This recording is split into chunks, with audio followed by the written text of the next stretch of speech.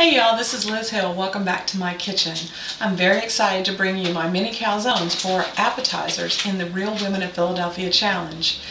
We're going to feature a local ingredient in this. I'm in Lexington, Kentucky, and this sausage, it's a zesty Italian sausage, was made by a local farmer in Lancaster, Kentucky, not very far away. Whenever I get the opportunity to, I like to feature local products. I also like to feature really good brand name products like Philadelphia cream cheese, and we're very excited about mixing these two together for luscious calzones.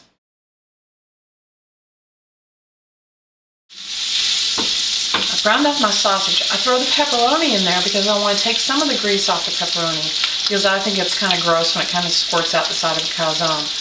A lot of people like it, but I use it in a different way. When I throw the onions in, they'll cook in that grease that was on the sausage and the pepperoni, and that's going to be really, really yummy. So I'm going to do that. And you can hear them sizzling, and they're in that luscious oil or grease that we have left over from the pepperoni and sausage. I'm going to let them go just a little bit and make sure that I scrape around and get any brown bits off the bottom. As you can see, the onions are lovely. And if you can add a little olive oil in there if you don't have enough grease left over from the sausage and the pepperoni. Once those are kind of translucent, you want to add your sausage and pepperoni back in. You want to reduce your heat to low.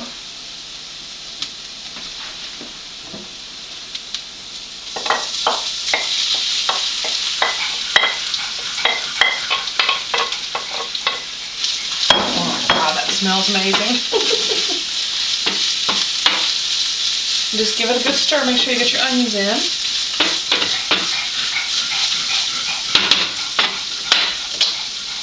And then we have the star of our show,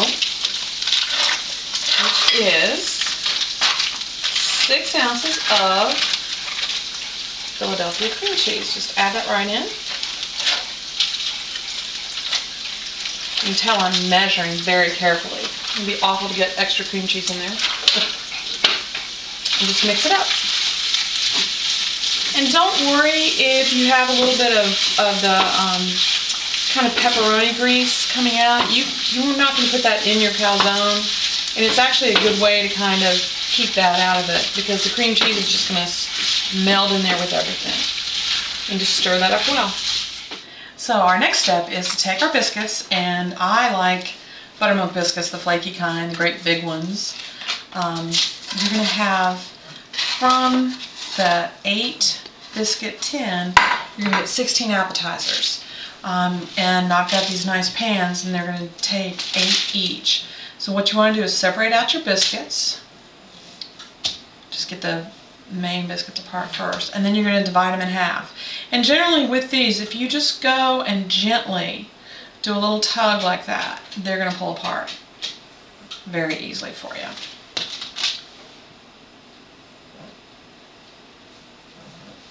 I love the feeling of biscuit dough. It's so funny. It's soft, and it's just kind of cool to work with.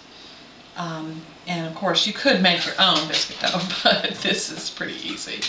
And when we're making an appetizer for a party, you want to have some stuff that's really good and shows that you took some care in making it, but you also want to be smart and have them nice. So what you want to do with each one, this is a little bit thinner one, but you just want to give it a little stretch. Just take your fingers very gently and just pull it apart a little bit, because you want them a little bigger than the biscuit so that you can make your calzone.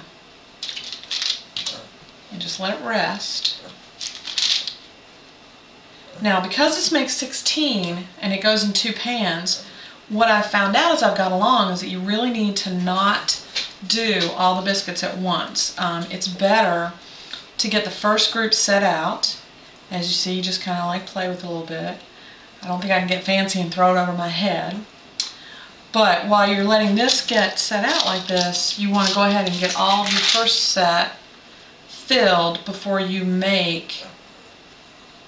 separate out your biscuits and make your little crust for your calzones. My little dog's talking down there. This sausage and pepperoni, the filling with the cream cheese, smells so good. She's just begging and begging for some.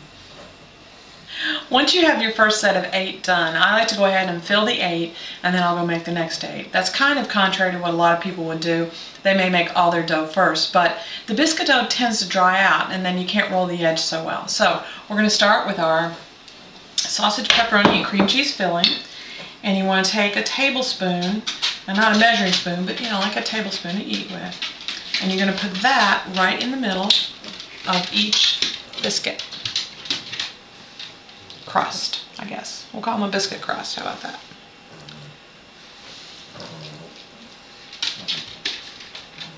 And you don't have to be super, super precise, but you don't want to overfill them, because if you overfill them, I think this guy's a little bit low, but if you overfill them, you're not going to be able to get them to roll up, and you could break them. And so you want to get just right there in the middle.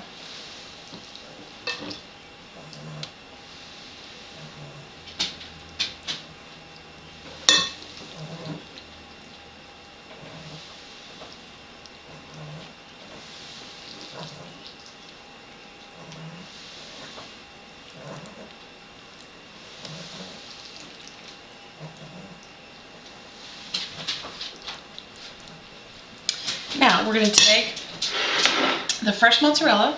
You look in your deli section in your grocery store, you're going to find these little cherry-sized mozzarella balls. You can find them marinated, you can find them plain, it doesn't matter, whichever one you want. What you want to do with these is there's always a flat side to them. You want to put your thumb right in the middle and just spread it out. And make a little flour and lay it right there on top of the biscuit. So again, just the flat kind of bottom.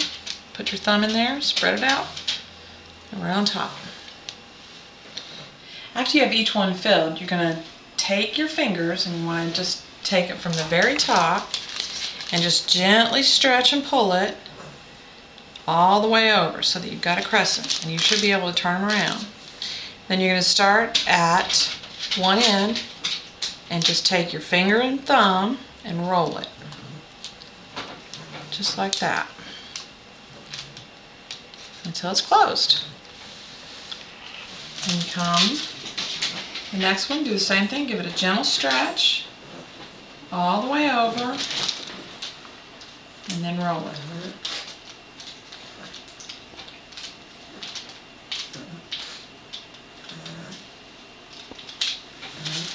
And just keep doing that till they're all done. So when you have them all wrapped, what you want to do is take some grated Parmesan cheese and just sprinkle some over the top.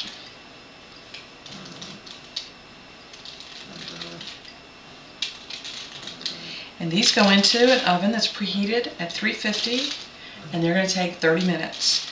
You'll want to check them when they're about halfway through. You may want to turn the pan depending on your oven, just to make sure they're browning evenly. And here we go. So my mini calzones are out of the oven. They're golden brown. I love using parchment paper on my baking pan to keep them from sticking, and it keeps the cheese from making a mess, because you can see it bubbles over a little bit sometimes. So let's get one. Put it on our plate. Now I have some marinara that I made just from canned tomatoes. Put them in a pan with some olive oil and a little oregano and let them cook down for about 40 minutes, and you get this luscious marinara. So we'll get some of that. And let's get in here and see what we've got. Oh, and you can see that. Look at that. That's beautiful. All the luscious cream cheese in there. Sausage.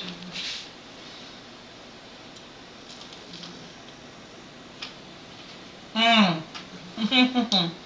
Oh, that is so good. I hope that you enjoy this. I hope that you take some time and make it. They're easy, they're fun. Oh, and they're just so good. These are my mini calzones, and I'm Liz Hill.